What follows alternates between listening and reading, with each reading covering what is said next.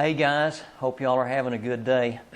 Listen, as I dig further and further into this, I realize that we're going to need to talk for a minute here about gross domestic product, GDP, because this is going to be the baseline for my thoughts about taxes and spending and budget. I was started off, thinking about dollars, as most of us do, and I realized as I got into this that it's just not going to work because of the dramatic changes in the value of the dollar over time, inflation, in other words. You just can't look backwards or project into the future without factoring in inflation because it just really totally distorts the numbers. And actually, there's a second aspect of that too, which is productivity. And I'm going to talk about that more in just a second.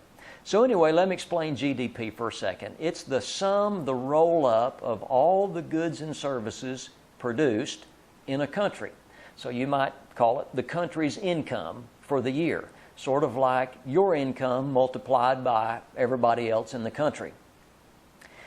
I want to use this example to kind of have it make sense for us here. Let's say for discussion that last year in 2007 you made $50,000 and that you spent $10,000 on food and you put $5,000 in savings. Now, I know I've told you this 1,000 times before, but I don't think one more time will hurt. Remember, if you want to have a successful life financially, if you want to be independent and comfortable in your old age, then here's the secret for doing that. Number one, take the first 10% of everything you make and give it to the Lord. And take the second 10% of everything that you make and put it in savings for future investment, and find a way to live and do everything else you need to do on that remaining 80%. I promise you, if you'll do that, you'll be comfortable in this life, you'll be secure and safe and independent as you reach old age. Okay, back to the example. Remember, $50,000 in earnings, $10,000 on food, $5,000 in savings. That's what you spent last year. So the question is, will you spend the same amount 5 years from now? Well, you won't for two reasons. One, inflation.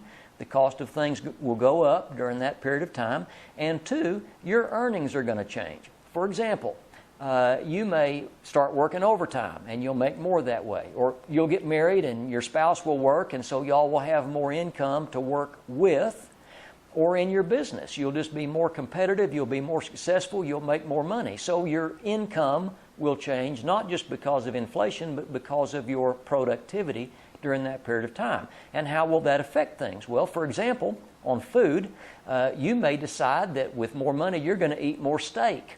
And so whereas you spent 20% on food last year, 5 years from now you may change your budget and spend 25% of your income on food by eating more or better food.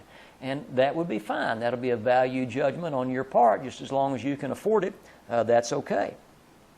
I don't know if I ever told you, just a side note here about productivity, but when I was 14, I threw papers from a bicycle. It took me about 4 hours a day.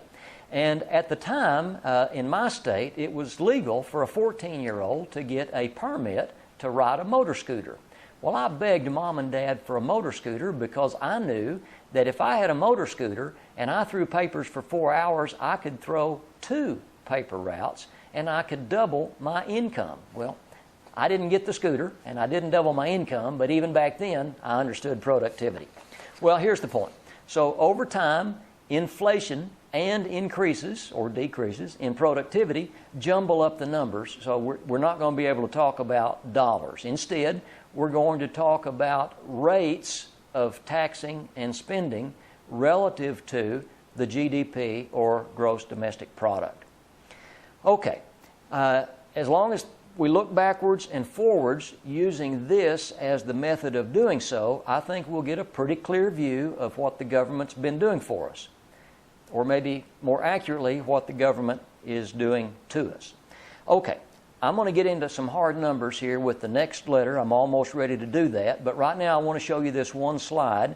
You hear all the time about how important the U.S. economy is in the world, how big it is. Well, look at this slide. This slide shows us, by the way, the green line is the GDP. This slide shows us that the gross domestic product of the United States is almost $14 trillion. and the next country closest to us is Japan with a GDP of just a little over 4. So it really is true. Whatever happens in the U.S. economy does have a big effect on everyone else. Just a side note, the information here on this slide comes from the U.S. Commerce Department, but the slide itself I found on a new website named perotcharts.com.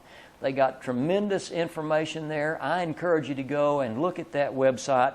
I've borrowed a number of good charts from them, which I'm going to share with you in the next days to come. Anyway, hard data coming. That's all for now. Remember, I love you, and call your mom.